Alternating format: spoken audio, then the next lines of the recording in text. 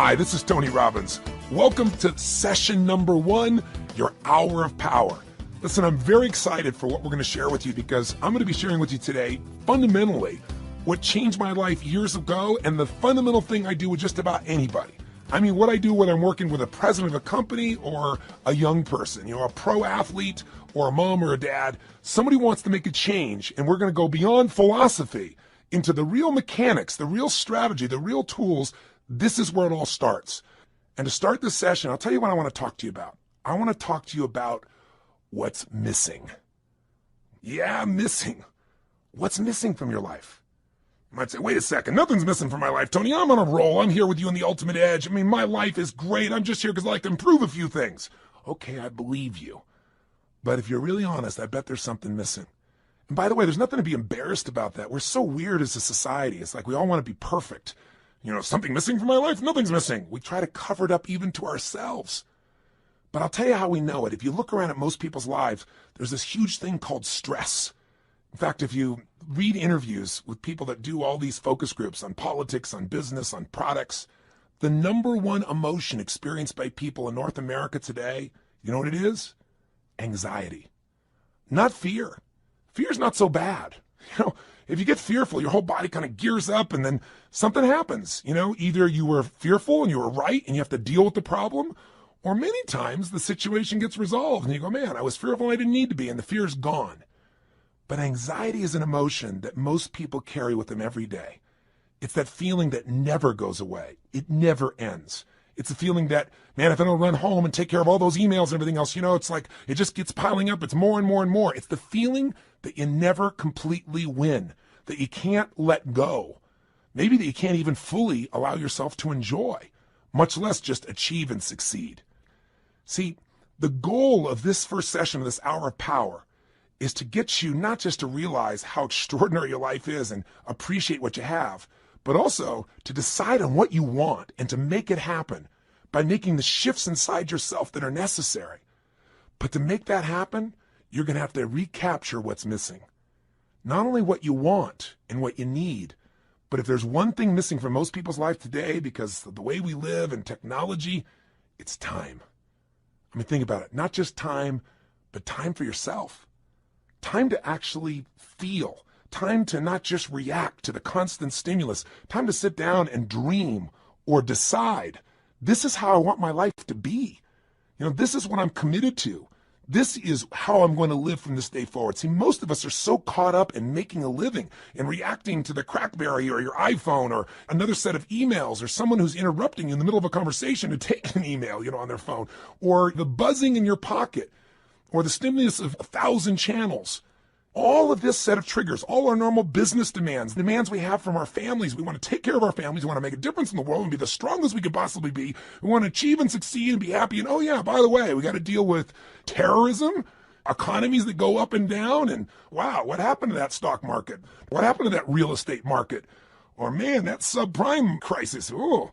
Or, what's happening in my business? There's all the normal stresses of the environment. And then there's how we've begun to live. And I'm here to say to you that if you will give yourself one gift, if you give yourself the gift a little bit of time to think, to feel, to be, to condition your body and mind to work together, the whole game can change. But if you don't, you can succeed like crazy. You can make it all happen and you can still feel empty. Have you been there? Where you made everybody else feel good and you were a super dad or mom or a business person and, it's all there. But you still got stress? And don't get me wrong, I'm not saying you're not going to have stress in your life, but I'm saying there needs to be some time for you. Do you agree with me on this? So if you do that, you can make this psychological shift that changes life, the mental shift, the emotional shift, and the physical shift. Because after all, what are we talking about here when we talk about an extraordinary life? Let's remind you, what creates an extraordinary life no matter what's happening in our life? It's this psychology. And by the way, are you experiencing extraordinary life? Are we living in a world of extraordinary life? Extraordinary resources, yes. But depending on where you live in the world, if you live in the Western world or, quote, the modern world, what you see mostly is stress. I actually live all over the world in 4 different countries. But my primary residence, where I'm from originally, is the U.S. And here in America, we're 5% of the world's population. but we consume 80% of the world's cocaine. I mean, that tells you something's missing. When you got to coke yourself up, drug yourself out, hype yourself up with more caffeine, distract yourself as much as you can with your iPod, your music, anything to just change your state, it's because there's some level of fulfillment that's missing. Don't get me wrong, all those things are wonderful, but they've got to be things that we don't rely on to be alive. Would you agree? You know, kids today are 10 times heavier than they've ever been. And when I say 10 times, I'm not exaggerating by much. We have more obese people in America and frankly in the Western world than any time in human history. We're not exactly starving for food. We're starving for wisdom. We're starving for fulfillment. We're starving for the emotions that we want. And so most of us turn to drugs. And it isn't always a medical drug or even an illicit drug, but rather it's the drug of food. It's the drug of distraction. It's the drug of alcohol or cigarettes or something to be able to just kind of cope with the stress that's in our life. But that doesn't mean we have a better life.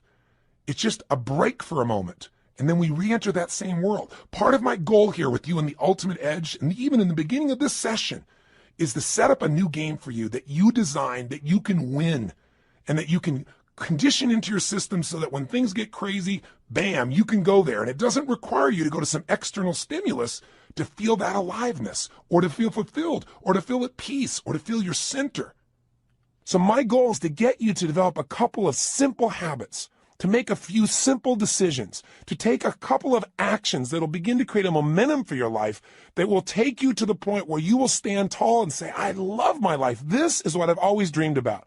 I am not willing to settle for less than I can be or share or create or give in my lifetime. And I want to take advantage of this incredible time to be alive, and I want to enjoy it to its fullest, and I want to make sure I contribute in a unique way.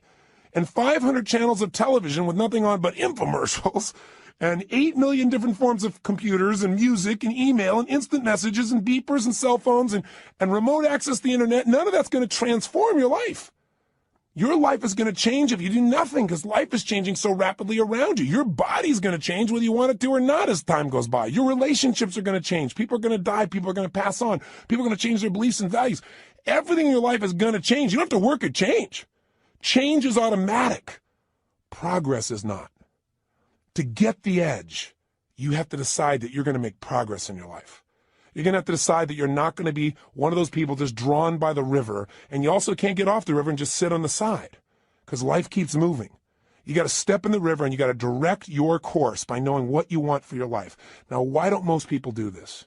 Because most of us are so stressed, we never take time for the thing that's really missing, time for ourselves. And what's really missing is we don't ever contribute to ourselves. We're so busy taking care of our children and worrying about our spouses and our friends and making sure at work we're accomplishing the tasks on time. And the last person who gets taken care of is us. And we live in a society that's supposed to be so selfish, so many people talk about, but the truth of the matter is most of us are working so hard to make sure everybody else is happy that we aren't happy within ourselves. And so I want to talk to you about what's missing. Time for you. I mean, when do we really stop and feel? I mean, really feel, remember who we are and what we're about and what we want from our lives. Most of us never find that time. And so what happens to most of us is since we're constantly in the action of doing, you know, the old phrase, we're not human doings, we're human beings. It's kind of corny, but it's true. We don't take the time to be. And so what occurs is, out of the stress of doing, constantly competing, trying to make sure we achieve, we contribute, take care of the family, and we make everything happen, most of us to survive look for a way to stop and distract ourselves. And so we drug ourselves. And the drug isn't always regular drugs. We don't call it drugs. We call it food. Because you eat enough of that stuff and load up, guess what happens? All of a sudden you relax. You know, especially if you overeat, all that blood rushes into your stomach, you know, and you start to breathe again. Do you ever notice when you're going, go like this, you're not breathing very much? That creates just a bit of stress. And some people, that's not enough. They get CNN and then they're working on the internet simultaneously and they're getting a conversation on the other side because they figure if they can keep enough things going in their head, they can forget about all the stuff that's stressing them. You know, they don't even care about what's on the television. They don't really care about what they're surfing on the net. They just need an escape. But you know, you'll never escape your way to fulfillment. You'll never escape your way to joy. You'll never escape your way to an extraordinary life. The only way you get that is by deciding what that means to you. What is that extraordinary life? What is that fulfillment? What is it you want? And that's got to be a process that is consistent, not something you do once in a while when you got a birthday with a zero on the end. Not something that you do, at New Year's where you sit down and go, all right, I better look at my life, see how I'm doing. All right, let's make some resolutions that I know I'm going to break within the week. And then I'll check in on them maybe a year from now, next New Year's, and see how I'm doing. That's called recipe for failure. Do you think most people in life are fulfilled? Or are most people in life stressed? Now, let me tell you, stress is a code word for fear. See, when somebody says they're stressed, that's because they don't want to say I'm fearful. No, I'm just stressed. I have all these things to do. Well, why are you stressed about it? Well, if I don't get them done, if you don't get them done, what? Well, then everybody will be upset. Well, what if they are a little upset? Well, well, then I'll have failed. Well, if you fail, what does that mean? Well, you keep on digging. If they fail, they feel like if they failed, then they're worthless. If they're worthless, they won't be loved. Stress comes from making things more important than they really are. And most people in life are spending all their time majoring in minor things. They're putting all their focus, all their energy, all their attention on responding to the reactions of the moment, rather than stopping in that timeless place of who you are and saying, gosh, what is it that I really want today? What do I want to create? Because I got to tell you something. Everything in the outside world, everything around you that you like or dislike, that's stressing you or that you're thrilled about, was first created on the inside. Everything that you're experiencing in your life, your relationship, the way your kids are, your job, your opportunities, it all started with decisions you made in your head. Decisions about what to focus on, decisions about what things were meaning, whether you should be upset about it, whether you should learn from it, whether this is a challenge, an opportunity, or a crisis. And the decision about what you're going to do, these decisions are shaping your life. You got to understand, getting the edge simply means this. 80% of success in anything in life is psychology. The ability to manage your mindset, your ability to find the opportunity in any situation. This isn't stupid positive thinking where you just sit around and, go to your garden and say, there's no weeds, there's no weeds, there's no weeds, there's no weeds. I don't believe in that kind of positive thinking. It's garbage. There's weeds there and you got to pull them out. But you got to have enough intelligence, enough psychology to say, I'm not going to see it worse than it is. Because, people say, I'm skeptical, I'm pessimistic. Oh, garbage. You're fearful. If you say you're skeptical or you're pessimistic, what you're really saying is, I'm afraid of being disappointed. I don't want to get my hopes up. I don't want to look naive. So I don't want to be hurt again. But I got news for you. If you're going to have an extraordinary quality of life, if you're going to get the edge in life, where the passion and the juice and the joy and the fulfillment and the happiness and the love and the family is, where the Quan is, like Jerry Maguire talked about, right? Where you got it all. You got the love, the respect, the connection, the contribution, the money, the fun, the fame, the whatever. Whatever your definition of the ultimate level of life, that edge comes when you master your mind and your emotions. But you know what? 20% of your success is mechanics, and they do play a role. And sometimes our mechanics are getting in the way of our psychology. Sometimes we've structured our life where there's no time to think or be. So you say, okay, if you ran to the rave, what am I supposed to do? All right, you start to kind of say, I should take some time for myself. Where am I going to find that? I got to get up. I got to take the kids to school. I got to make it to work. I get it all done. I come back home. I got to pick them up. I got to take them to dance lessons, to soccer. Well, then I got to work on my homework. Then I got to answer all my emails. When am I going to do this stuff? Stop. We all get what we have to have. That's it.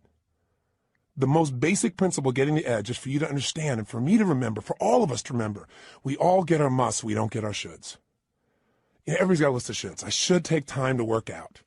I should take time for myself. I should actually go on a diet. I should make more calls. I should just allow myself to listen to some music and meditate a little bit. I should do my taxes. But most people doing this stuff, they just what I call should all over themselves.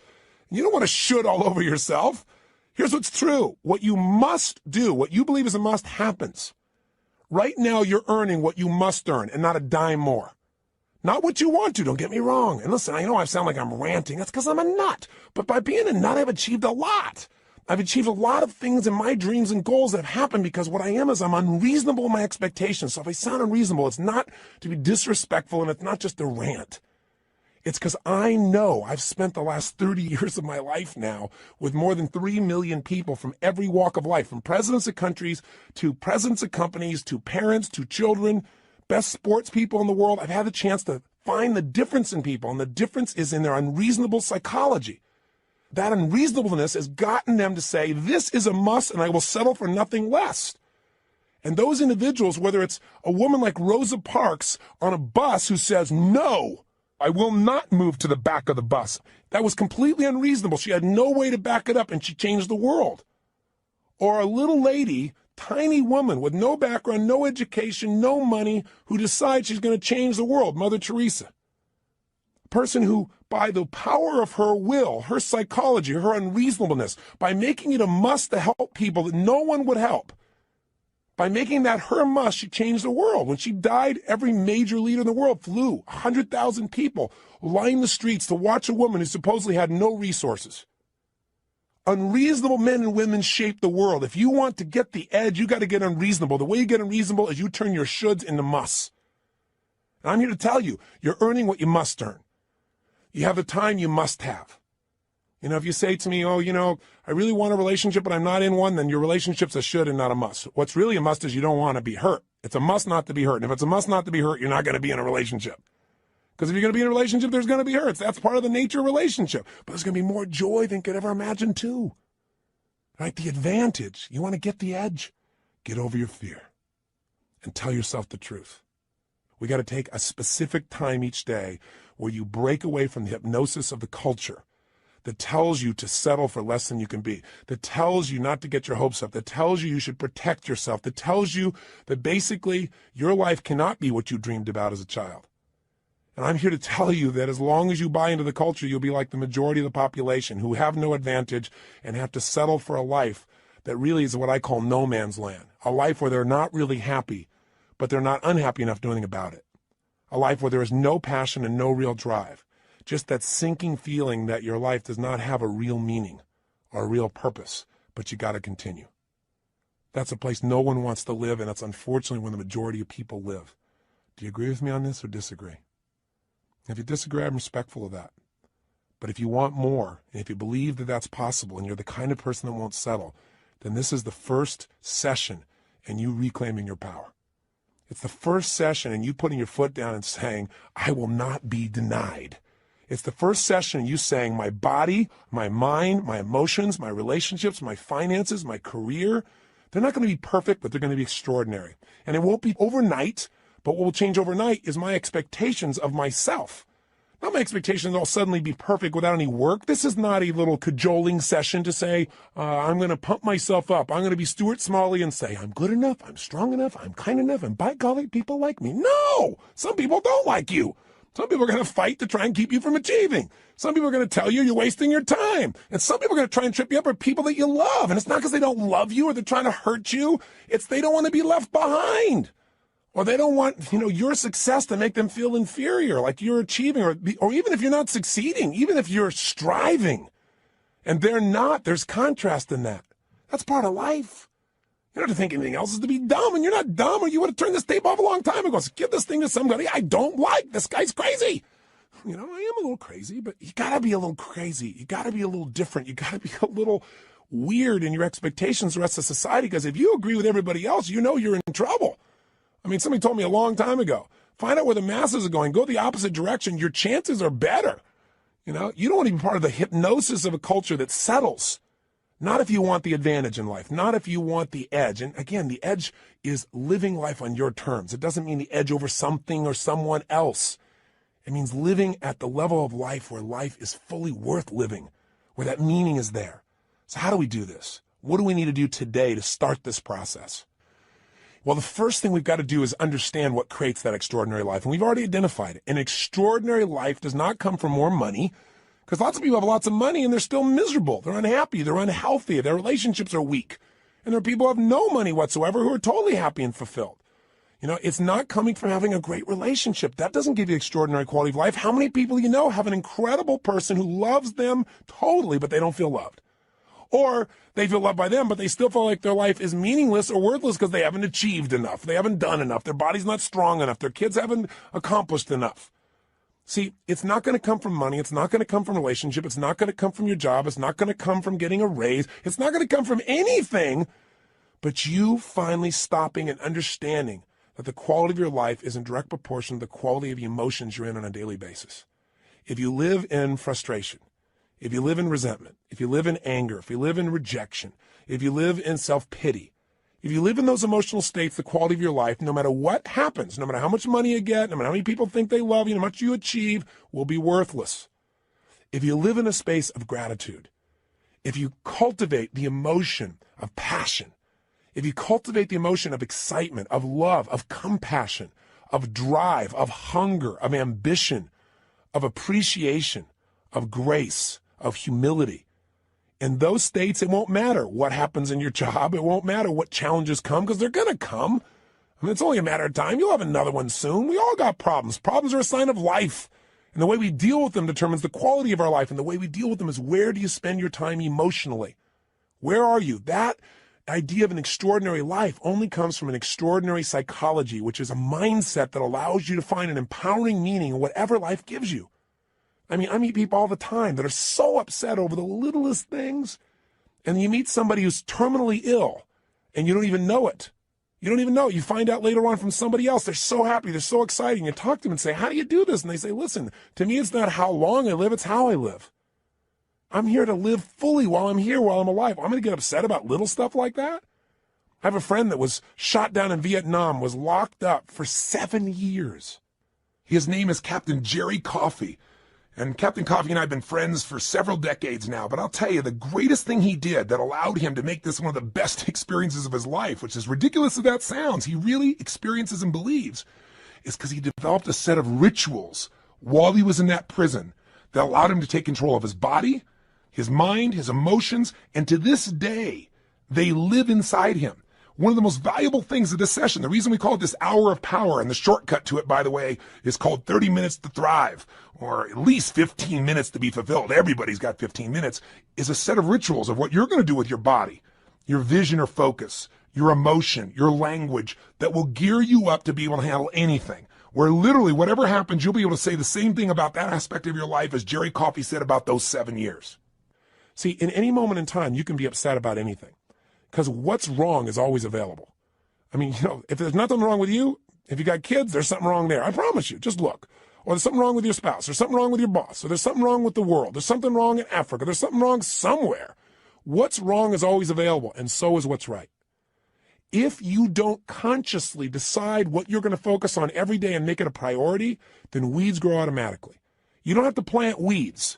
They're automatic. You don't have to worry about gravity. Something's going to pull you down unless you use your will to stand up and move. You go, well, it's just natural to be down all the time. Well, then it's natural to lie on the ground, right? But how we have an extraordinary life is we resist the natural forces. I remember years ago when I met Norman Vincent Peale. He was amazing. He was 92 years old, and he was doing a seminar. And I was 32 at the time. And I thought, gosh, only 60 more years of this. And so I said to him, I said, Norman, what are you doing still going out here doing seminars at 92 years old? And he was so cute. He turned to me and he said, Tony, there's still a few negative people out there. I started laughing. I said, you're the best. And I said, tell me, what's the most important thing you want people to understand when you're talking? He said that problems are a sign of life. He's the person I got that from. I said, what do you mean? He said, well, everybody's talking about how they don't want any problems. He said, but the only people without problems are people that live in cemeteries. And I said, I heard that somewhere. He said, well, yeah, I said that in 1936. I said, my God, he's been around a while. But the reason I tell the story about him is the idea of resistance. He said to me, when he first met Gene Tunney, who was the heavyweight boxing champion of the world back then, he said, I went up to Gene and I said, Gene, how do you get muscles like that? And Gene looked at me and said, do you really want to know, or are you just asking? And Norman said, actually, I was just asking. But he said, I didn't say that to him. I said, yeah, I want to know. And he said, Gene looked at me. He got really intense. He put this grimace on his face. He made his bicep really huge and showed me the size. And he said, you know how I get this? Every day I push against enormous amounts of resistance. And my pushing against that resistance sculpts these muscles. They expand by demand. I thought, wow, expand by demand. That's pretty cool. And Norman looked at me and he said, I thought about that for a long time. He said, you know what I realized? He said, I realized that God gives us problems because problems are the resistance that we have to push against to sculpt our character, to sculpt our souls. And he said, if we didn't have any problems, we don't have a life. And I thought, he's right. The only thing I want is a better quality of problem.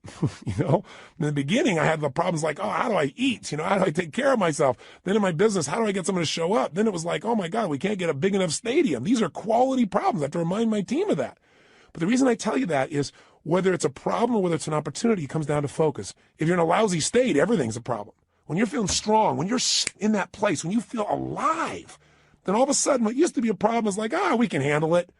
But if you don't do something every day to get yourself in that state first, and you first get hit with stuff, I promise you, you're not going to deal with it the same way. So let's get right to the point here. If you're going to have an extraordinary life, that life where you are juiced, then all that means is you're going to have a life where the primary emotions of your life are the ones you want. See, it doesn't mean that life works out every way you want. Sometimes it rains on your parade. Sometimes the events of your life you can't control, but you can control what it means to you. And when you control what it means to you, you have the ultimate power of your life. You have the edge, the ultimate advantage. See, I'll give you an example. Did you see that movie that won the Academy Award, Life is Beautiful? It's a story of a man who has an extraordinary life.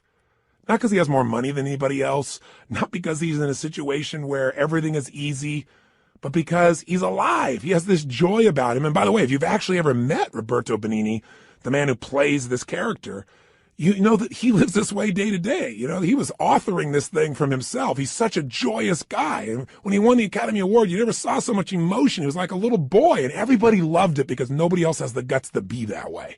Or they've forgotten what it feels like to just feel, to be alive.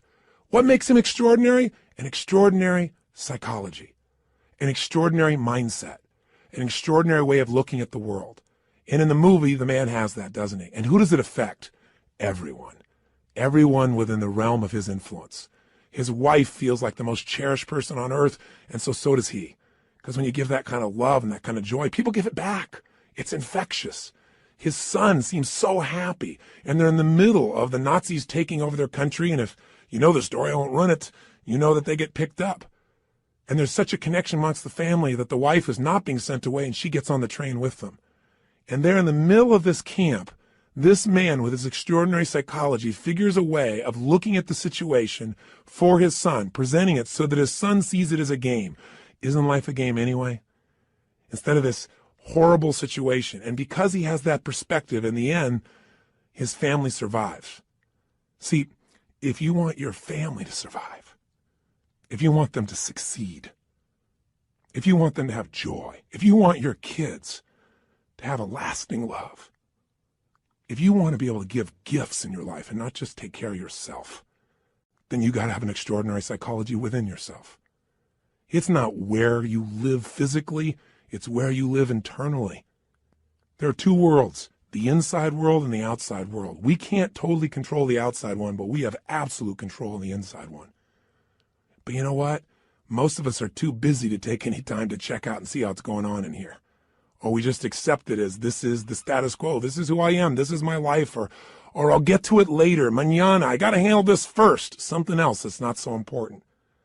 I want to invite you, my friend, to take the time to say, I'm going to have every day an hour of power. Every day I'm going to have at least 30 minutes to thrive, or 15 minutes to be fulfilled, for God's sakes, where I'm going to take those 15 minutes and I'm going to focus on everything I'm grateful for. I mean, if we're going to have a life, we got to have time, and the time has to have some specific things we do, and one of those is gratitude. If you want to know what's the quality of your life, how much time do you spend in gratitude? How much time are you grateful and appreciative to the point that emotion wells up in you? I'm feeling it now. I'm so grateful to God. I'm so grateful to have the privilege to serve you right now. So if you can get to that state, everything changes. I'll give you an example. If you think about being fearful, when you're fearful, you're not grateful. And everybody's got fears. Fear they're not enough, fear that it won't work out, fear they won't be loved. Everybody's got that at some level unconsciously. We're human.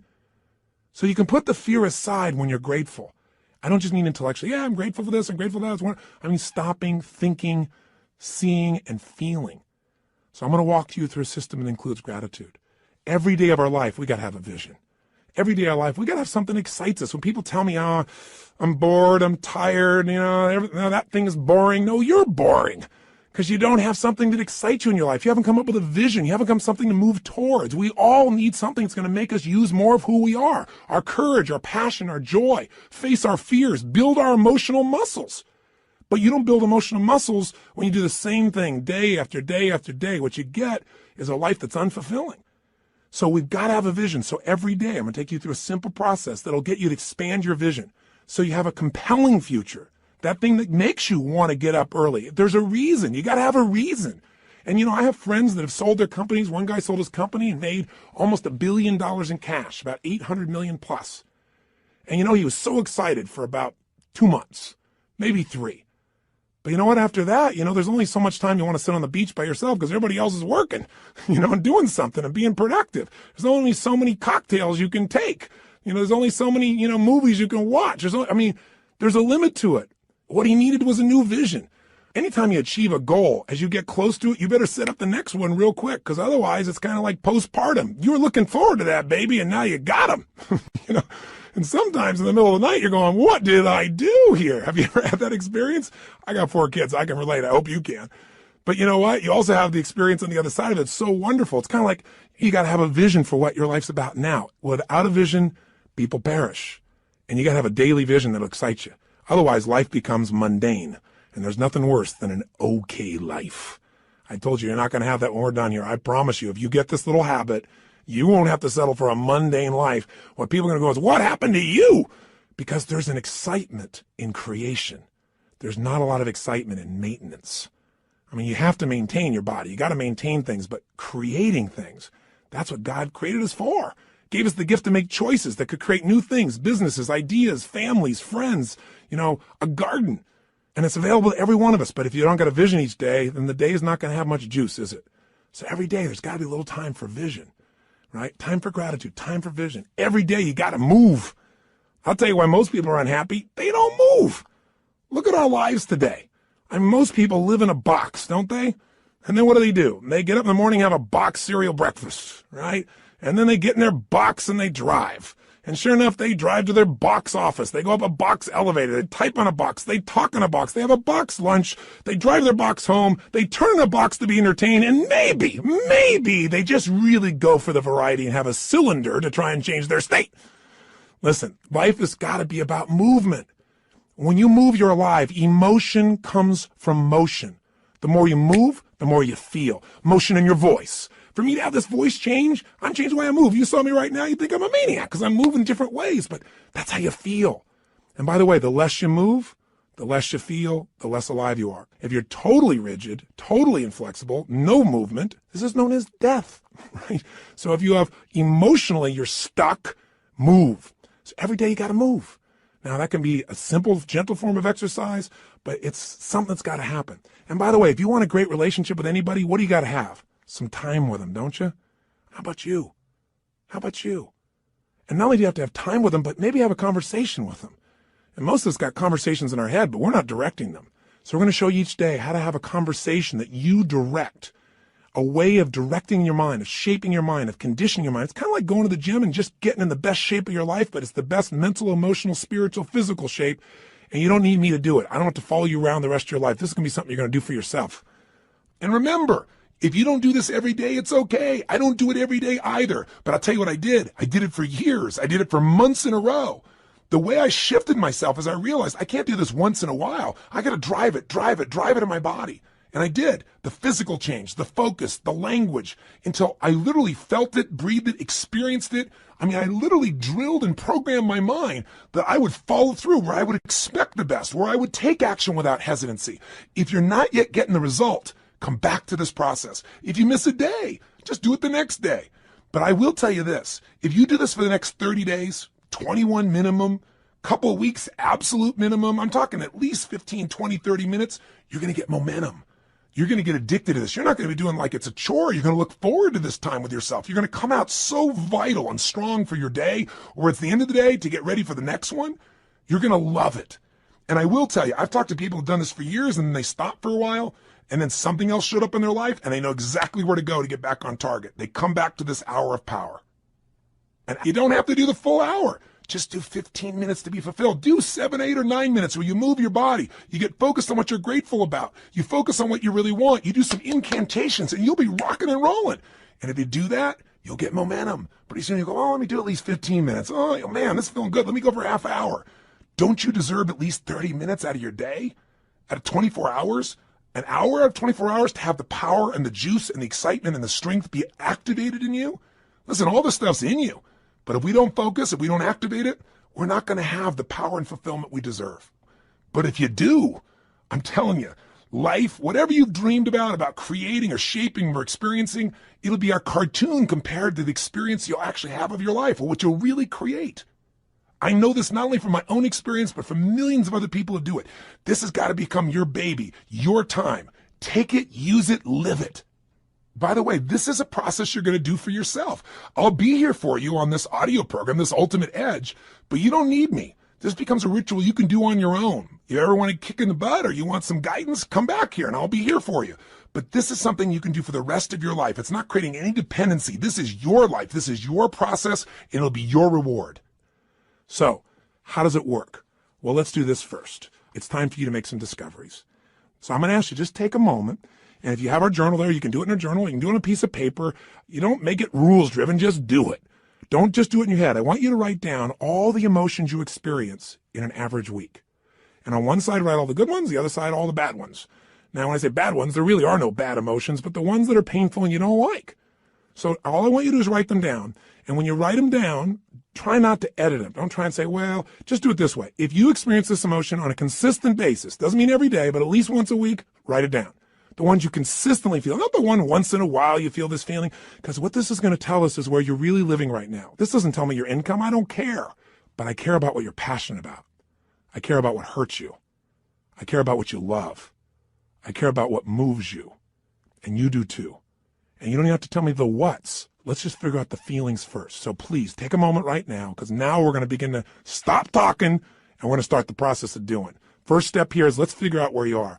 Write down now, on one side, all the emotions you consistently feel in a week that are positive. On the other side, all negative. So stop the tape right now, or if it's a CD, just pause it and get yourself to this right now. Go ahead. Are you still listening? I'm not going to continue until you do this. Come on here. You got to get there right. Don't just listen. Okay, if you're in your car and you say you can't do it, then turn off the CD or tape, stop it, pause it, and do it in your head at least. Or pull the car over. You're worth figuring out where you are. Cars are going to go by. You're going to drive the rest of your life. You're still going to get there. It'll take 3 minutes. Come on, be one of the few who do. Pull over. That's it. Pull over right now. Sit down and write this out just for a second. I promise you it'll be worth it. Go ahead and do it. Do it right now. So now you have some emotions that you really want. How do you create them? And you have some emotions you don't want. How do you get rid of them? What if I told you you literally could change how you feel in an instant? Well, you know this is true from your past experience at times, right? There are times where you're totally upset and then something got your attention and now you're laughing. You know, people can be literally at a funeral and they're in a terrible place and all of a sudden something cracks them up. I mean, it's pretty rare, but it has happened. People can be in a place where they're in the worst situation and somehow they find all their determination. How to do that specifically is what I want to show you real quickly now. And I'm going to give you a quick overview of it, but I'll give it to you in 3 parts. 3 things you need to feel anything. These are the reasons why you feel anything. In other words, if you feel sad or upset or frustrated or depressed, there's only 3 reasons. And if you change any one of these 3, you're going to change how you feel. And if you change all 3, you'll change how you feel completely. If you're feeling happy, if you're feeling excited, if you're feeling euphoric, if you're on a roll and you want to know why you feel that way, yeah, maybe great things are happening in your life, but there's a reason why you feel that way in this moment. Sometimes you have great things happen in your life and you still don't feel great. So how do you do that? There's 3 reasons. 3 things have to be in place for you to feel great. I call these 3 reasons the triad because there are 3 patterns that if you do these 3 patterns in your body in a certain way, you'll get a certain result, and it's like a recipe. You do one recipe, you get one result. You do another one, you get a different result. You get one kind of cake or another. So let's give you an example. I have an initial seminar, an immersion, where in one weekend, people get massive momentum to change their life. It's called Unleash the Power Within. It's a chance in a weekend to really step up and say, I'm going to transform it. I don't care if it's my body, my emotions, a fear, my job. It's time to do it. And we put people in an environment for 3 days of total immersion that is a blast. And people come out transformed. That process, though, very often, one of the first things I'll do is I'll ask people, what do you really want? I'll take people in the audience. We got 1,500, 2,000 people in that type of program usually. And they'll say, oh, well, I want to make, $1 million. I want to make $1 billion. I want to help my kids get through school. I want to have more confidence. I want to lose 57 pounds. I say, okay, great. Why do you want these things? If you lost the 57 pounds, if you made the $1 billion, what are you going to get? And sooner or later they'd say, well, if I change the world, it'll make a difference. And I'll say, yeah, but what will that give you? And eventually say, well, it would make me feel good, like my life had meaning. Or they'll say, if I lost 47 pounds, I'd feel more sexy or I'd feel more energetic. Or they'd say, if I made this money, I'd feel freedom or power or secure. Whatever it is you want, you only want it because you think it's going to give you a feeling. And the truth of the matter is you can have that feeling right now if you just change these 3 patterns I'm going to tell you about. So the first pattern that determines how you feel is not the event, but what you do with your body in this moment. Right now, you're feeling, whatever you're feeling right now as you're listening to me, is related first to how you're using your body. If you're slumped over, if you've not been using it, if you're tired, you probably feel different than if you're listening to me walking right now as an example. Now, I'll give you a more specific example. If I were to tell you that there was a depressed person behind curtain number 1 over here, and for a $100,000 donation to your favorite charity, if you could describe them physically without seeing them, I bet you could do it, couldn't you? What's their posture like? You know, say it or think it at least. You can say it. No one's going to hear it. You're probably in the car. You're walking. People talk on phones all the time. They don't know what's going on. Speak to me. Seriously, what's their body like? First, their posture's probably what? Slumped. Where are their eyes? Down. Where's their head? Down. What's their breathing like? Full or shallow? Of course it's shallow. Their facial expression, up and tight or slack? You know it's slack. Now, how come you know all these things without me telling you? Because you've practiced this stuff before, haven't you? We all have if we've ever experienced this. Now, if you do this with your body, I don't care who we are. If you do these things to your body, you're going to feel lousy. You're going to feel depressed. Now, if you change the way you use your body, if you put your shoulders back, if you breathe, if you use your voice in a different way, if you move or gesture at a different tempo, it's hard to feel depressed in that way. In fact, there was a research study that was done early in my career that was done at UC Berkeley. And they did something that sounded insane. Traditionally, if somebody's depressed, if they go to a traditional psychiatric approach, today we live with a philosophy that depression is merely a Prozac deficiency. You know, that we live in this world today that if things aren't working out, let's not resolve what's going on inside you. Let's just drug you. It's called better living through chemistry. Yeah, just drug you and keep on going. We do the same thing with kids today. We got this attention deficit disorder. They've now upgraded it to ADHD, attention deficit hyperactive disorder. This couldn't be the fact that kids are overstimulated, don't get enough focus or attention, and don't know how to use their energy in a world where things are going so slow when they're learning in school compared to how they are on the internet or on MTV or anything else. It must be that we should drug them into submission so they get as slow as us and we're comfortable. It's an interesting way that we look at life today. The truth of the matter is these kids are using their bodies in ways that aren't acceptable, but they're not being directed. We go for the quick hit. We want the instant solution, even if it isn't a long-term solution that makes us more healthy. You can get a solution, but it may not be sustainable in a healthful way. The bottom line is, in that approach, we usually drug people. So at UC Berkeley, they tried something different. No drugs. Did something you're going to think sounds so stupid. Here's all they did. They came up with a simple approach. They took people that were clinically depressed. This means you achieved high levels of depression. You've got certification now. You are clinically depressed. You are an achiever at the depression level. This means you practice this pattern on a regular basis. And they took them, and by the way, I know I'm sounding obnoxious right now. I'm not trying to make depression sound like these people are terrible, because I've felt it in my life a long time ago too, but I don't go there anymore because I know exactly what creates it. And I want to break the pattern of us thinking we're not in control. So please understand where I'm really coming from. But the point is, here's what they did. They had people come for 4 weeks, stand in front of this mirror that has 3 parts to it, and do one silly thing. Grin from ear to ear. And they had to make them smile for no good reason for 20 minutes. Now, when they're doing this, they had a grin so big that they created crow's feet on the side of the eyes. You know, that little set of lines, you're smiling so big? Now, interesting, they keep their shoulders back while they're doing this and breathe fully. You go, dumb idea. But what happened? Not a single person was able to remain depressed, including a woman who claimed that she was depressed even while she slept, which is one heck of an accomplishment. And you know what's interesting? At the end of these 20 days, many of them had no need for medication anymore, and that's all they changed. Only one part of what we call their triad. Just the physical part. That's how powerful it is. See, if you rise up, if you move up, if you use your body in a totally different way, you're going to feel different. Emotion is created by motion. See, we have 80 muscles in our face. How many of them are you using consciously? Are you doing anything different with your body so you can feel different? Or do you do the same things so you feel the same things? You look at your list you have written down there. That list represents a few patterns that you do in your body on a regular basis and you don't even think about it. And whenever you do it, you're going to feel it. Some make you feel good when you do that. Some make you feel bad. By the way, when you think about a movement, to breathe, you got to move. To sing, you got to move. To speak. If I start talking like this, I'm moving organs in my body in a different way than if I start speaking more like this. And I said, hi, I'm Tony Robbins, and I'm going to share with you now how to have an extraordinary life during the next 7,000 hours of this program. You got, turn this guy off quick. There's got to be some combination of energy there, and that energy comes because I'm not sitting in a chair here. I don't have a script in front of me. I'm looking at this microphone. I'm visualizing your face, and I'm trying to think what I can give you that I know will make a difference based on 25 years of experience. And I'm telling you, the number one thing is change the way you move. Change the way you use your body, and you'll change the way you feel now, instantly. I don't care how bad you felt if you change it. Now, if you just change it for a second and you move your hands up for a moment, you make a little minor change, you'll get a minor change in feeling. But if you make a radical change, if you go, yes, I'm doing this now, I'm sick of this, I promise you're going to feel different than if you go, I don't know what to do. I know this sounds so stupid, but it works. And you know what? The best study of life is what works, even if it's simple. It's nice to have things simple. Why do we have to make it so hard to feel good? Here's the second part of the triad. The second part is the pattern of focus and belief, and they relate to one another. See, whatever you focus on, you're going to feel whether it's true or not. Have you ever had an experience where somebody did something, or you thought somebody did something? Even better example.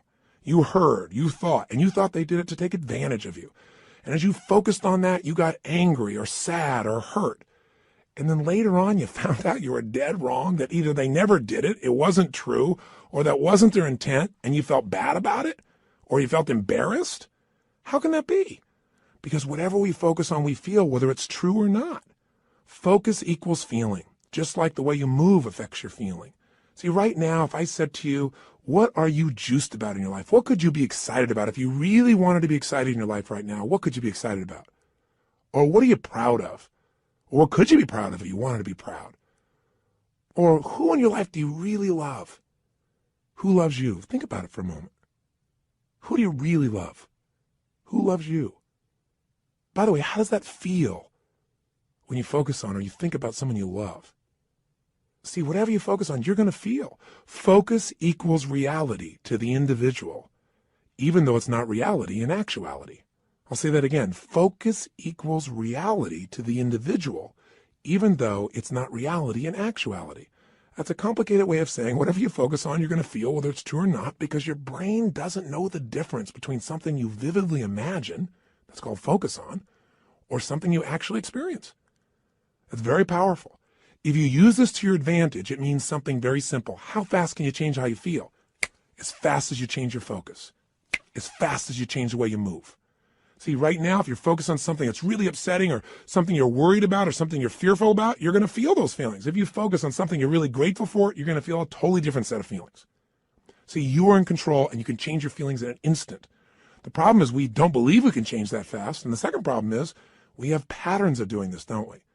We tend to, like, on a regular basis, focus on what overwhelms us or focus on what we're upset with in our spouse or focus on why we failed in the past. And if you keep focusing on things where you didn't succeed, guess what? You're going to feel like a failure. And when you feel like a failure, you're not going to take action to make things better. You can't build on the past that doesn't work.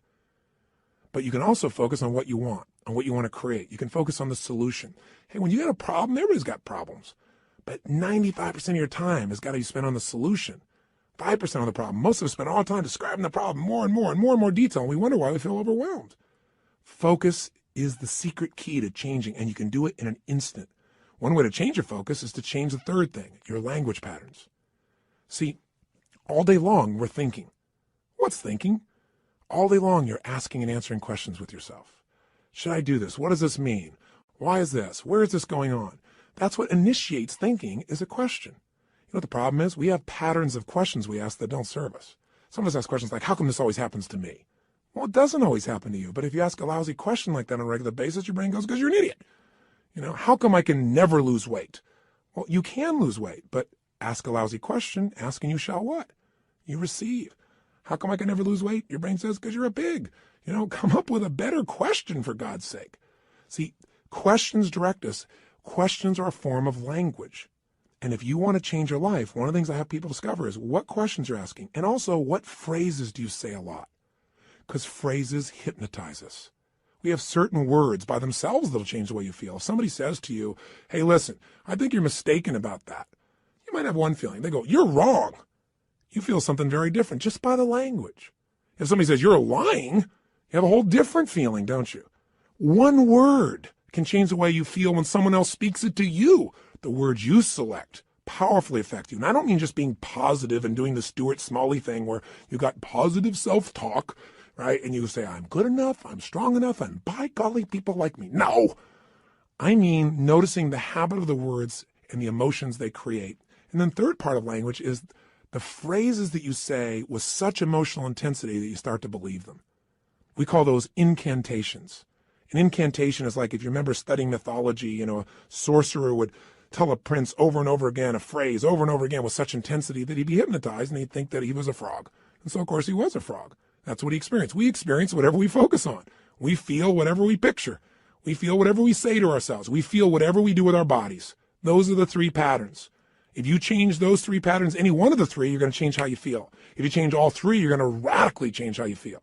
If you change the pattern of how you use your body, if you change the pattern of what you focus on daily, which, by the way, I'm going to show you a technique for doing today that could change your life. Very simple. If you change the pattern of what you say to yourself with the emotional intensity you say it, you're going to change the pattern of how you feel. Now that means you could pick any feeling you want and say, if I want to feel that way, what do I do with my body? When I'm in that state, how do I move? How do I speak? What do I do? Let me try it. When I'm feeling that good, what do I focus on? What do I really focus on? And by the way, what does it mean to me when I focus on it? Because you can focus on something and one person looks at it and says, because that happened, that's why I can never be close to another man or woman in my life. That's why I can never trust again. And somebody else had the same experience. And they go, because that happened, you know what? I've learned so much about myself. And because that happened, I appreciate the person I'm with now so much. You can't have a foreground without a background, right? That's the secret to life.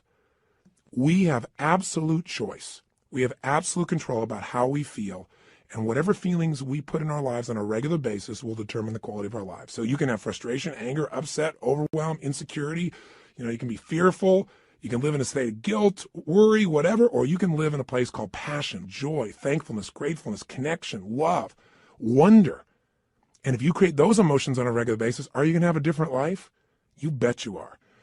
Okay, so how do we take these three understandings and make it so we don't have to think about it, but we actually, on a regular basis, condition ourselves to have the great emotions we want and get rid of the emotions you don't want? Well, first step is awareness. See, next time you start to feel like, oh, so frustrated, I'm so angry about this, notice what you're doing with your cheeks. What are you doing with your mouth? What happened to your breathing just now to do that? What's happening to your eyebrows? Are you tightening your fingers in your hands? Because we all have very specific things we do to get into our version of anger or frustration or tired or overwhelmed. Does that make sense? Just notice what's happening in your body. Say, okay, I'm not breathing. That's a clue. Let me start with a little change there. My mouth is so tight, I can't even talk. That might be a clue why you're a little uptight. So loosen your jaw. Second thing, okay, what am I focusing on? I'm focusing on how, this isn't working. Now, to help you understand the belief part, ask yourself, in order to feel this way, what would I have to believe? In order to be frustrated, what would I have to believe? I have to believe that it should be better than it is, and it's not, and it's not working. Well, maybe it isn't working, but is that going to help you to focus on it isn't working? Let's focus on what we can do. Or if you say, I feel like it's hopeless because in order to feel hopeless, I have to believe that there's nothing I can do. Is that really true? Is there's nothing you can do? Or are you just caught up in a state? Are you just caught up in a pattern? See, if you ask yourself, what do I have to believe to feel this way? It'll help you to break that part of the triad because you'll start to say, yeah, that isn't really even true. All right, so that'll help you there. Third part of awareness is to say, okay, what am I saying to myself?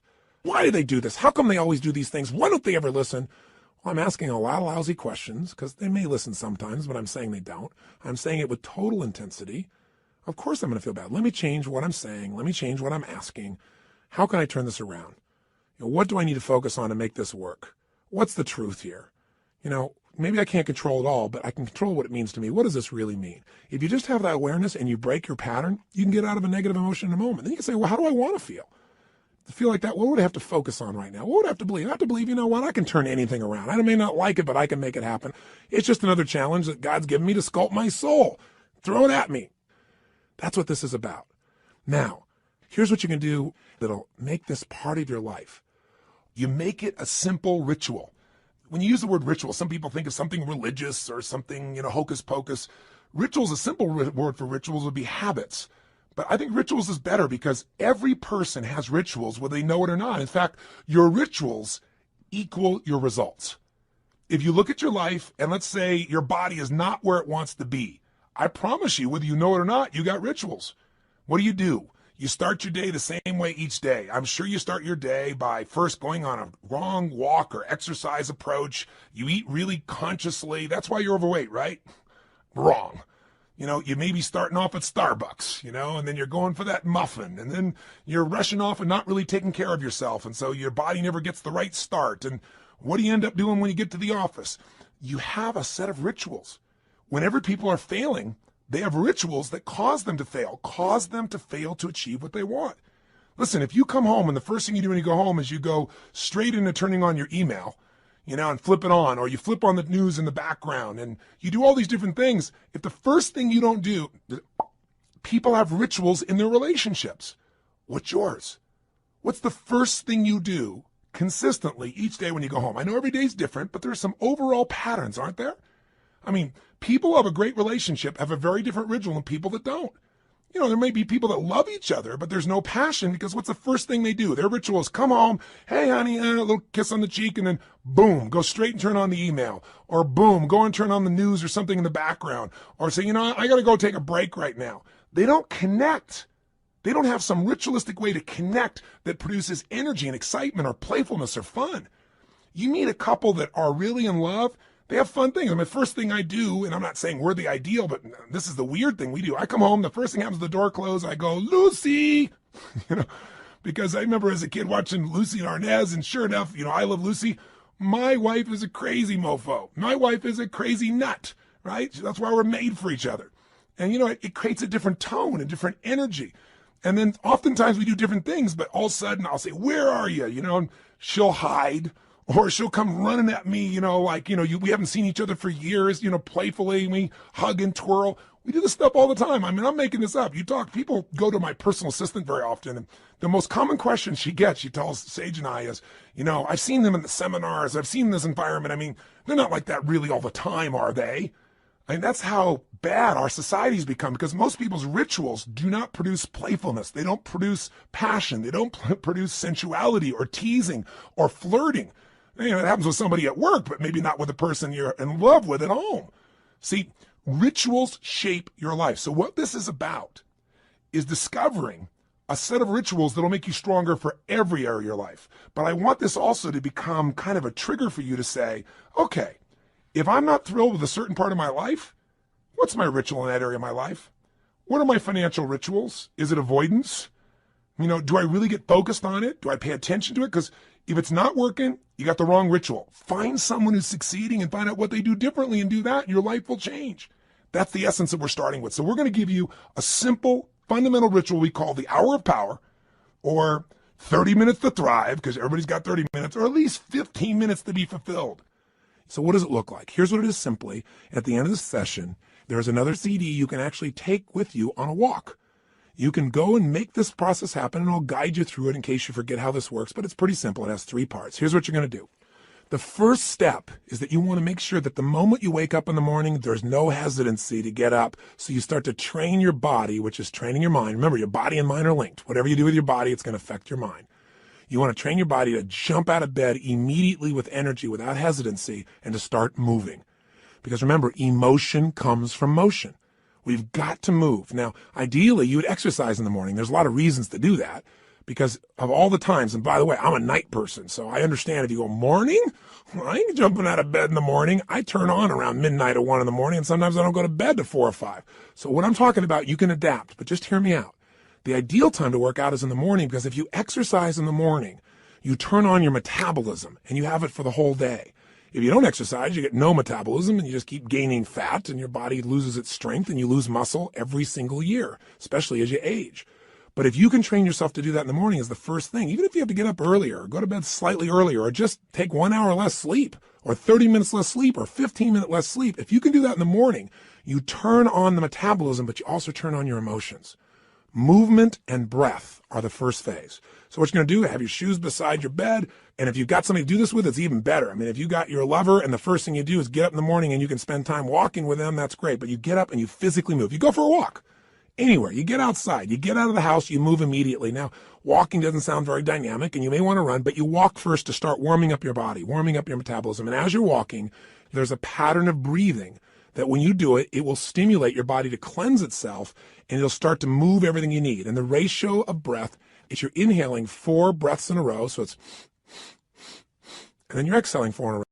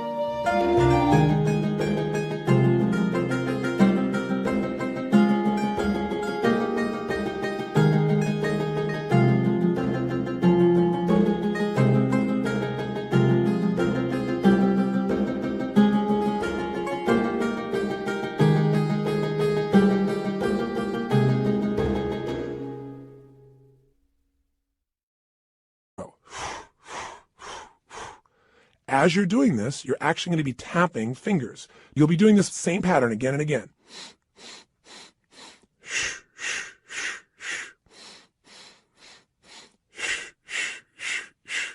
This pattern of breathing will alter your state. You will literally, after doing this for about 5 minutes, begin to feel radically different. Now, you're going to inhale through your nose, as you probably heard, and exhale out your mouth.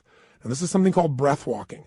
There have been studies done on this at MIT, and it literally alters brain functioning, but you don't have to know the studies to be able to feel what it does in your system. So all you're going to do is for the first 5 minutes, enjoy yourself. Get up. You don't have to worry about, oh, I got to run right now. My back's sore. You just get up and you start to walk. You walk for about 5 minutes with this breathing pattern. Step 2, You get grateful and you begin to visualize. So in phase 2, what you're going to do now is you're going to cultivate the emotion of gratitude. What you're going to do very simply is, remember I said fear disappears when you're grateful.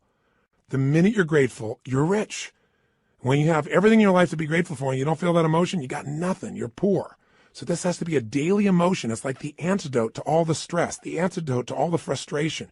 But you got to cultivate it, because if you go into a state of depression on a regular basis, pretty soon your body goes there automatically because it's conditioned, it's trained. It's like what we call anchoring it. By going into that physiology, by breathing, and by visualizing. So what you're going to do is you're going to focus on and ask yourself, what are all the things in my life I'm grateful for while you walk? So you're outdoors, you're moving, so your pattern of physiology makes you feel good. Now, as you're moving, you think about everything you're grateful for. And I usually start with a circle. I start with myself right here and my wife, Sage, and I think about all the things I'm grateful to God for in my life, my health. I start to think immediately, okay, my family members, and I think about them and I send love to them. I make this spiral of thought going out. And then I think about my close friends and my close business associates, and then all the people I get to serve through my work in the world. And I just expand it. You think of moments you're grateful for. You know, a moment that I had with my son where he shared something with me that just made me cry. It was so beautiful. You know, there are moments in your life. So what are we doing? We're moving and breathing. That's changing your physiology. We're being grateful. That's a focus. And so now you change your focus. And now what you focus on is everything that you really want in your life, but you focus on it from the state as if it's already been achieved. I honestly start just giving thanks for it as if it's done. I am so grateful that that business deal has come together the way it has. So what I do is I begin to see it as if it's already done. Because remember, your brain can't tell the difference between something you vividly imagine and something you actually experience. So I see it. I feel it. I think about it. I feel the emotion as if it's already achieved. The more you can program your body and your mind and your emotions that something's achieved, your brain can do things you're unaware of. And if you focus on what you want continuously, you'll move towards it.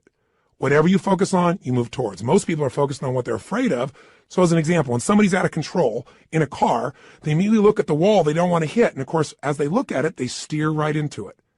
The same thing happens in life. Wherever you focus, that's where you go. Don't focus on what you fear. Focus on what you want and make it real. The more certain you are that what you want can happen, the easier it is for your brain to figure a way. When you say this is important, your brain starts noticing anything that'll get you to what's important. And if you believe it's already happened, you know enough about life that when you have that kind of certainty, your brain will find the way.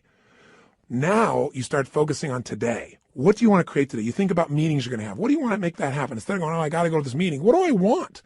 Most people think about what they have to do. Think about what you want to do.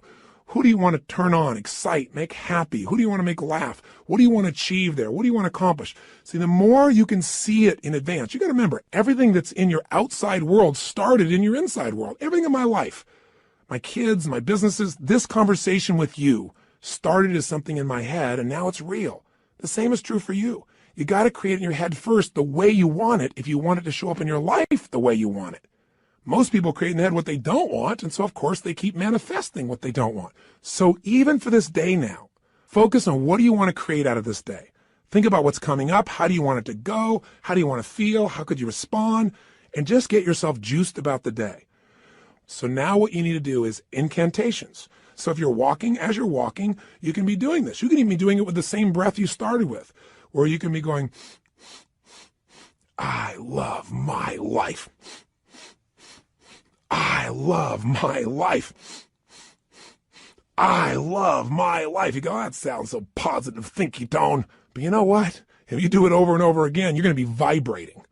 I've done incantations my entire life. It's how I've conditioned myself. 25 years ago, when I first started speaking, I was 17 years old. I'd made some changes in my life really quickly, and I started sharing it. And I didn't have speaking skills, but I had a state. You know when you're in state and things just flow? It's just like having a conversation. You don't have to think about it. It comes out of you.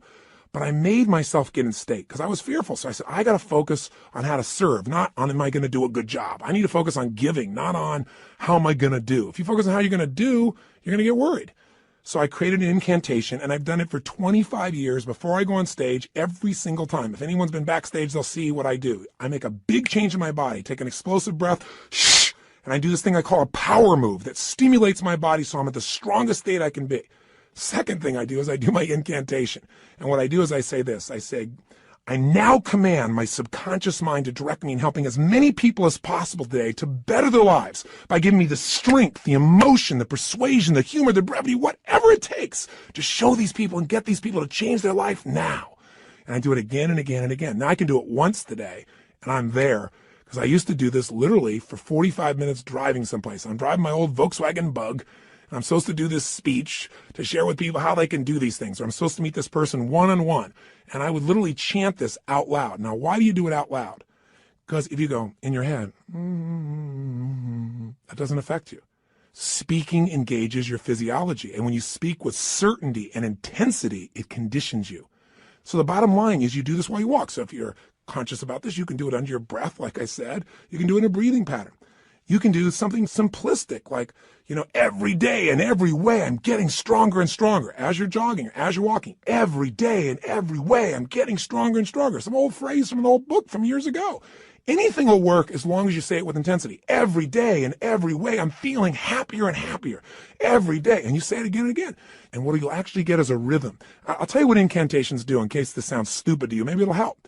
Have you ever made the fatal mistake of going to Disneyland and getting on a ride called It's a Small World After All? If you have, you know the power of incantations, because what's stuck in your head for the next 3 weeks? That song in 37 languages, right? Or if you hear a song and you get it in your head and you can't get it out, and it goes on and on and on. Well, this is a way to get the right idea in your head and condition it, but not just the idea, the feeling. So now what you need to do is exercise, ideally 20 minutes, no less than 15, 30 even better. And if you can do 45 minutes, that's wonderful. And that's how you get to the hour. And so at the end of this hour of power, you want to celebrate. You want to say, my God, I got myself to do this thing that set me up for victory. Now, you won't have to work at celebrating, I promise you. You'll feel so good, you'll be vibrating, especially if you did the incantations. Now, this process, you might say, well, I'm not going to run 5 times a week. And you don't have to. You can just go on a walk, and you can do this process, this hour of power of focus, and you can spend 10 minutes on gratitude, 10 minutes on visualizing, 10 minutes on what you want to have happen today, and do it in 30 minutes. This is your freedom. But I can tell you, if you'll give yourself an hour, where 15 or 20 of those minutes are based on these 3 things: massive changes in your physiology that make you feel great, massive changes in your focus that make you focus specifically on gratitude and specifically on what you want to have happen and feeling like it's already been achieved, and then massive changes where you push your body to be stronger and you make some incantations, you say some phrases over and over, at least 5 or 10 minutes of it, you will have conditioned your mind, your body, your emotions, and your spirit will soar. And now you will deal with problems radically differently. There won't be problems, there'll be challenges for you. And more importantly, you'll be excited to connect with people. You'll be excited about your projects. You will affect people around you in a different way because you will have an extraordinary psychology. Now, by the way, these fundamental rituals, they really come down once again to doing something to change your body, something to change your focus, something to change your language. And where did I come up with this? Well, the biggest changes of my entire life have always been engaging those 3 forces. I mean, I've called it the triad then, or the hour of power, but these are the things that changed me. When I was in my very early stage of my life, and my mother and father got in this major conflict, and my mom got really upset, so she kicked my father out, and you get a sense of who was the power in the relationship by that description, don't you? But the bottom line is she thought I was on his side, so I went out next. And it was Christmas Eve, and I had to figure out how to survive. And so one of the things I did was I stayed at some friends' houses. I dealt with, I lived a pretty intense and crazy life at that stage. I was 17 years old, and I was working as a janitor. And I worked in a place called San Marino, California, and I was living in a city called Azusa. I was still in high school, and I would literally take buses to be able to get to this place in San Marino. I worked with 2 banks, Security Pacific Bank and Lloyd's. And I loved being a janitor because I could work in the middle of the night, and you got paid for results. Instead of lollygagging along, man, I kicked butt. I went in there, put, the equivalent of my iTunes on, but in those days, it was this big 8-track portable player. That shows you how ancient I am. But I carried it around from room to room, and man, I just kicked butt. And I got through that thing, they gave me 6 hours to do, and I think I used to do it, if I remember right, like in 3.5 or 4. But it took hours to get there, hours to get back. Not just one bus, but I had to make connections on them. So long story short, I'm doing this, I'm not getting much sleep and getting up in the morning, going to school, and I'm burning out. but I'm still sticking with it. And I'm upset with my mom because I feel like she is not listening to me. And frankly, this is not an attack on my mom. Thank God she did this. This made me so strong. At the time, I hated her guts, honestly. But, she was pushing me in ways I didn't really realize at the time. You don't always understand as a kid. I just had my own story about it. But all I knew was I was trying to survive. And the bottom line of the story, and the reason I'm telling you this in terms of rituals is this. I'd finish maybe 1:30, 1 o'clock in the morning, and then I'd get out there and I'd jump on that late night bus and start the long journey home. Well, interestingly enough, on this night, I get out there, I'm waiting for the bus, and I'm going, I know I didn't miss it. And I kept my eye out on it because, I couldn't afford to miss the bus. It's the only bus till morning or, I don't know when, hours and hours later. I never discovered that, but I knew I had to be on that bus. And nothing came. An hour went by and nothing came. An hour and a half went by. Now I don't know the real time. I can't remember honestly, but somewhere around 2:30, 3 in the morning, and I'm freaking out. And so sure enough, guess what? Somebody comes by and goes, "Hey kid, what are you doing?" And I said, "What are you talking about?" This man, he said, "The buses aren't coming," because I was sitting on the bench. He said, "There's a bus strike." So what do you do? I didn't have any friends with cars. I couldn't, quote, call home and get a lift. So I finally thought, I got to get home. And I started walking. I thought, at this pace of walking, I am never going to get there. So inside of me, something just snapped. Something got mad. Something got intense. And what I started to do was started to jog. I thought, I can't jog all this way home. And then something inside of me went, you're going to find the way. You're going to find the way. And I started doing these incantations. In those days, I'd just started reading these books on programming my mind, some of those old basic books. And I started, as I was jogging, going, every day in every way, I'm getting stronger and stronger. Every day in every way, I'm getting stronger and stronger. And then after doing this over and over again, it became like an addiction. You ever had one of those songs get stuck in your head? Did you ever make that fatal mistake of going to Disneyland and riding on that ride called It's a Small World After All? And then that song is stuck in your head for like next 3 weeks in 167 languages. Well, this can happen in a positive way. This incantation, I kept changing. I'm getting healthier and healthier. I'm getting stronger and stronger. Honestly, I think in the very beginning I went, I'm going to show her. I'm going to show her. It was anger initially, honestly. I'm going to show my mom she can't stop me kind of thing. And then it converted into joy. I ran from San Marino to Azusa. How long is that accurately? I can't tell you to the exact mile, but it's roughly 12 miles. I'd never run 3 miles in my life.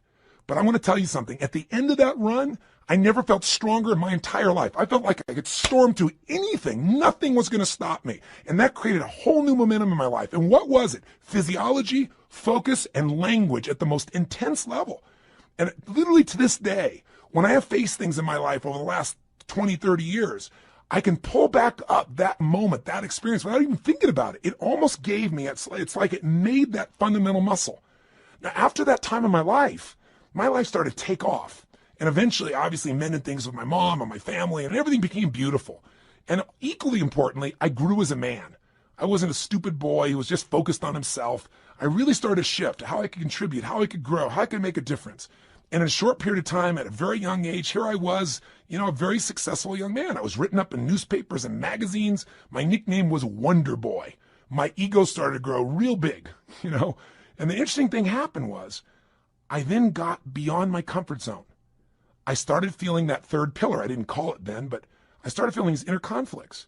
I mentioned this when I talked to you a little bit in that first session on decisions and destiny, but I found myself in a place where I was making a lot of money. And I grew up very poor.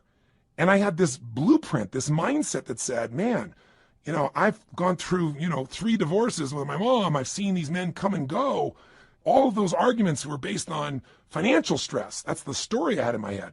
Obviously, it was more than that. They had conflicts in their values and their beliefs, but I simplified it to that. So I thought, man, if I can earn enough money, I can make everybody happy. Love will be there. But it's not what happened. I went back and started hanging out with my friends, and all of a sudden they started like, yeah, you got money now. And I had all this judgment. I was never doing it for money. I was doing it because I wanted to make a difference, and I wanted to have some financial freedom too. So you know what I started doing? I started to sabotage myself. I didn't do it consciously. I did it unconsciously. Started not showing up for key meetings. Started showing up late. Started snapping at people. And I'm a loving guy. And I'd feel bad about it. And then I'd apologize to the person, but then I'd go do it again. It was like unconsciously. I wanted to get back to where I knew everybody would be okay with me. They'd be okay if I was successful, but not too financially successful. And the bottom line is, if you've heard the story of my life before, people come up and say, how did you change your life? When you're back there in Venice, that's where I was. I lost everything financially. I moved into this cheap little, one-room bachelor apartment, not a bedroom, just one room. I was living in that room. I had my little cooking plate I had. I used to wash my dishes in the bathtub. 2516 Pacific Avenue, apartment 3A, if you ever want to check it out. I literally went back there years ago and knocked on the door to see who was living there and see if I could help them out, see if lightning could strike twice in the same place. That's a whole nother story I'll tell you sometime. But the point is, I found myself in this place where I was waking up each day feeling sorry for myself. My life was a mess. I was watching television all the time. I was eating to try and fill myself up because I wasn't filled up emotionally. And I gained 38 pounds in about 2.5 months. And again, that's not easy to do. So, what did I do? I kept eating and just not moving as much as possible. But what changed me was a series of events, one in particular, but a series of them that really made me feel humiliated, made me look at my life and say, man, somewhere inside of me, I know I'm more than what I'm demonstrating mentally and emotionally and physically and financially and spiritually. And the day that all snapped for me, the way I changed it was with the same ritual. I didn't think about it consciously. I just went, look, I got this big gut. I got no energy. I feel like I got no control over my life. So I decided I was going to go on a run. Now, going on a run is not something I'd done for several years at that point, at least a year and a half. And I had this big gut. And so I put on in those days what used to be known as a Walkman. Don't know if you're ancient enough to remember those as well. You can see how I was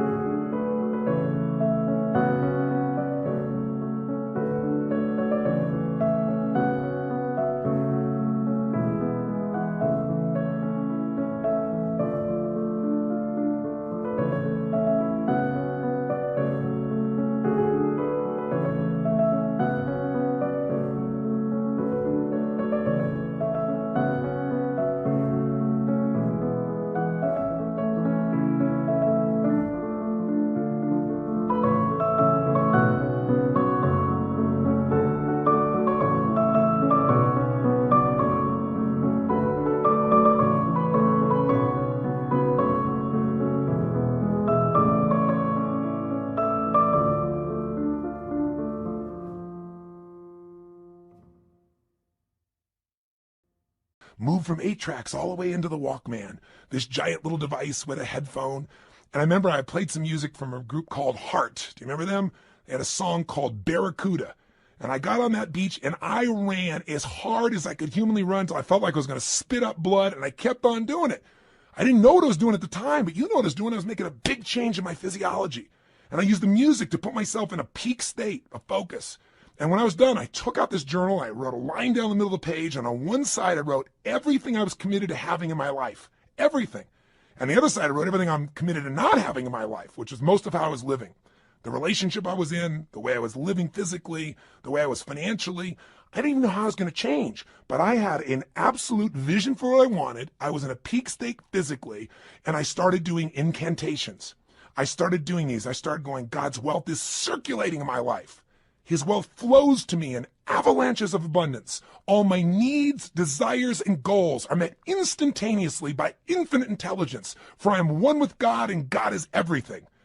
I remember it so vividly. I'm not looking at some script right now.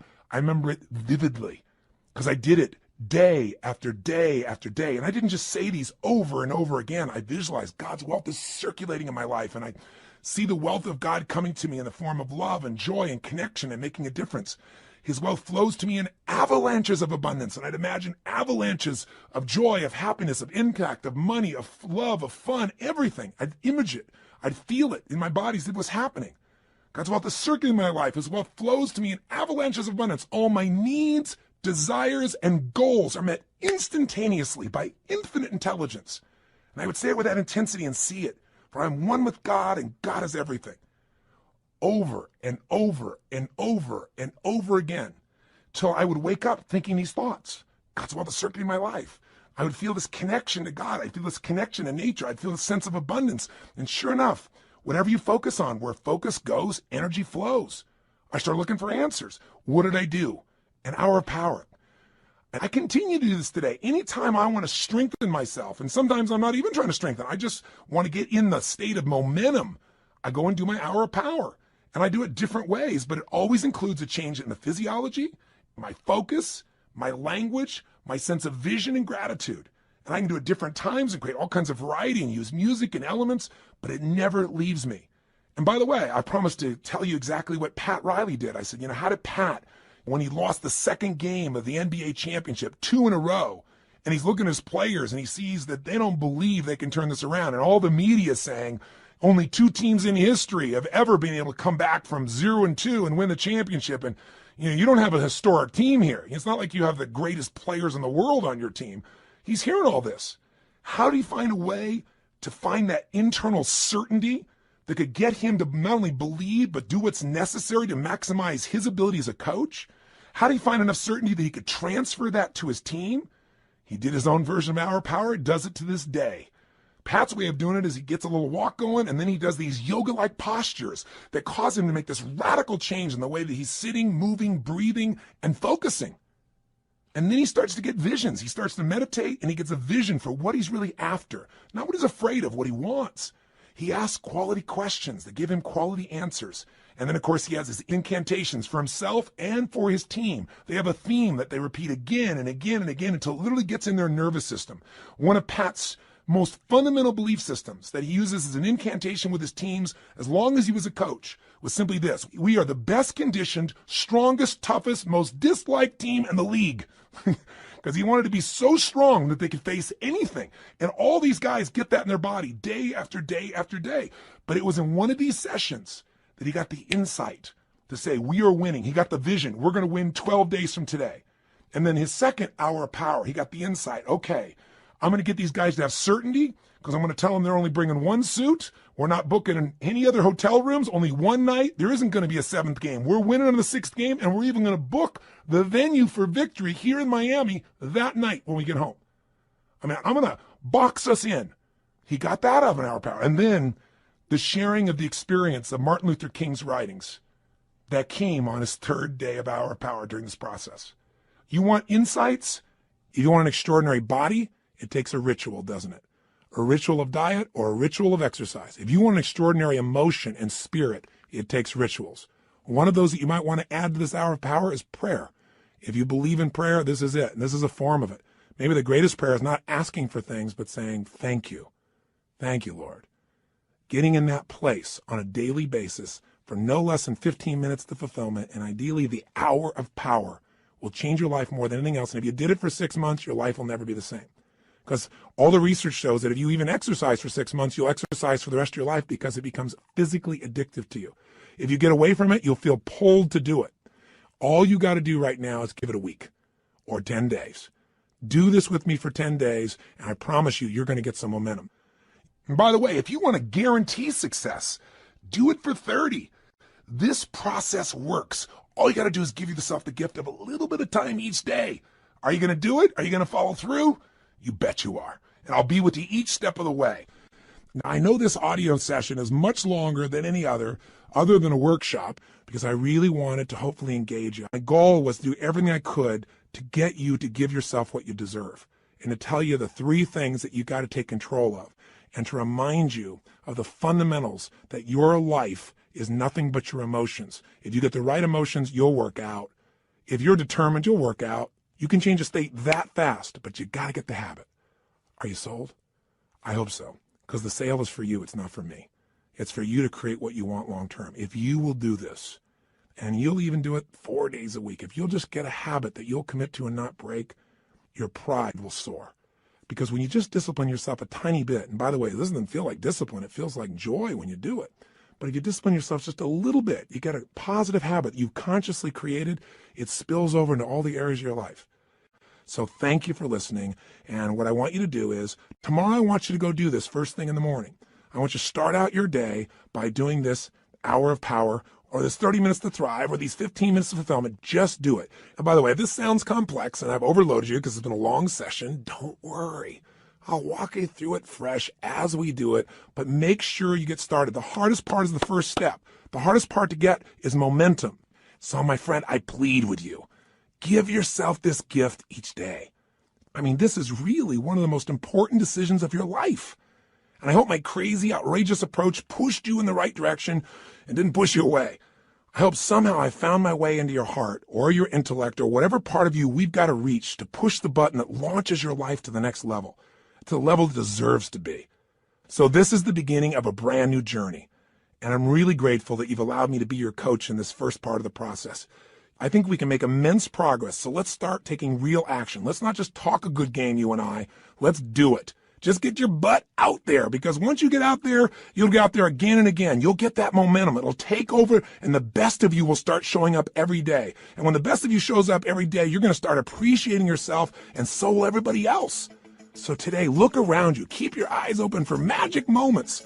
They're all around. And be sure, if nothing else today, you live with passion today and every day.